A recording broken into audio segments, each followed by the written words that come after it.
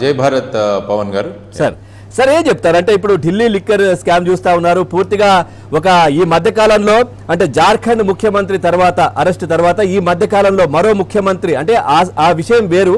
కానీ Delhi liquor scam కి సంబంధించి ఇప్పుడు అరవింద్ కేజ్రీవాల్ నిన్న అరెస్ట్ అయిన విషయం, ఇద్దరు ముఖ్యమంత్రులు కారాగారంలో ఉన్నటువంటి పరిస్థితి కొద్ది రోజుల్లోనే చూసాం. ఎట్లా చూస్తారు ఈ అంశానికి సంబంధించి ఏం చెప్తారు సార్? సాధారణంగా రాజకీయాల్లో ఉన్న వ్యక్తులు, అది కూడా ముఖ్యమైన స్థాయిల్లో ఉన్న వాళ్ళు ఈ విధంగా ఈ పరిస్థితుల్లో ఉండడం అన్నది మనం మొత్తం భారతదేశంలోని రాజకీయాల గురించే మాట్లాడాల్సిన అంశం ముఖ్యంగా. ఎందుకంటే ప్రజలందరూ కూడా వీరిని ఓటు వేసి గెలిపించిన స్థాయిలో మరి వీరు ఈ విధంగా ఇటువంటి ఎకనామిక్ అఫెన్సెస్లో, ఆర్థిక నేరాల్లో వారి పేరు రావడం అన్నది కొద్దిగా అందరూ కూడా ఆలోచించాల్సిన అంశం. సో ముఖ్యంగా ఈరోజు ఈ లిక్కర్ స్కామ్ అన్నది ఢిల్లీలో గత సంవత్సరం పైనే నుంచే జరుగుతోంది. ఈరోజు ఎన్ఫోర్స్మెంట్ డైరెక్టరేట్ వారు నిన్న కేజ్రీవాల్ గారిని అరెస్ట్ చేయడం, ఆ తర్వాత ఈరోజు కోర్టులో ప్రవేశపెట్టడం, ఇవన్నీ కూడా జరగబోతున్న విషయాలు. సాధారణంగా చాలామంది హైకోర్టులకి, సుప్రీంకోర్టులకి వెళుతుంటారు ఈ స్థాయిలో. కానీ కోర్టుల హైరార్కీ ఏదైతే ఉందో, అంటే మొదటిది ట్రయల్ కోర్టు, ఆ తర్వాత హైకోర్టు, ఆ తర్వాత సుప్రీంకోర్టు. సాధారణంగా ఇన్వెస్టిగేషన్ జరుగుతున్న సందర్భంగా, ఇన్వెస్టిగేషన్ జరుగుతున్న తరుణంలో పై కోర్టులు పెద్దగా ఇంటర్ఫీరెన్స్ చేసుకో.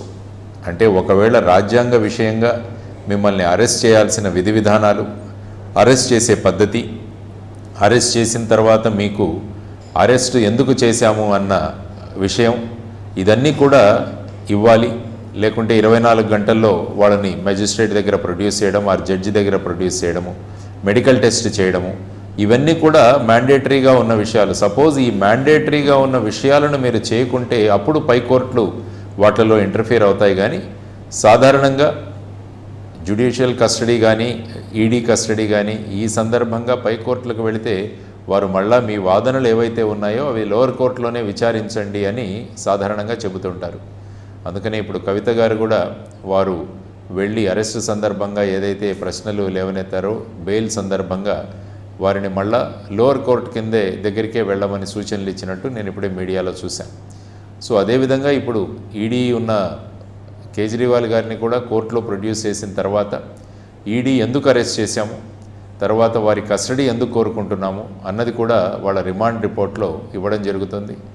ఆ రిమాండ్ రిపోర్టు కేజ్రీవాల్ గారు కూడా ఇవ్వడం జరుగుతుంది. అప్పుడు వారి న్యాయవాది మీరు ఈడీ కస్టడీ ఇవ్వాల్సిన అవసరం లేదు, తర్వాత ఇది కేసులో మా ప్రమేయమే లేదు, ఇలాంటి వాదనలు వినిపిస్తారు. కాబట్టి ఈ రెండు వాదనలు విన్న తర్వాత కోర్టు నిర్ణయిస్తుంది. అంటే ఈడీ కస్టడీకి ఇవ్వాలా, లేకుంటే వారిని జ్యుడిషియల్ కస్టడీకి పంపించాలా. జ్యుడిషియల్ కస్టడీకి పంపించిన తర్వాత వెంటనే బెయిల్ అప్లికేషన్ వస్తే ఆ విషయం గురించి వెంటనే వాదనలు వింటారా. ఇవి 3 పర్యాయాలు మన దగ్గర ఉన్నాయి, 3 ఆల్టర్నేటివ్స్. మొదటిది ఈడీతో ఏకీభవించి ఈడీ కస్టడీ ఇవ్వడం, రెండవది ఈడీ వాదనలతో ఏకీభవించకుండా వారికి ఈడీ కస్టడీ ఇవ్వకుండా జ్యుడిషియల్ రిమాండ్ విధించడం.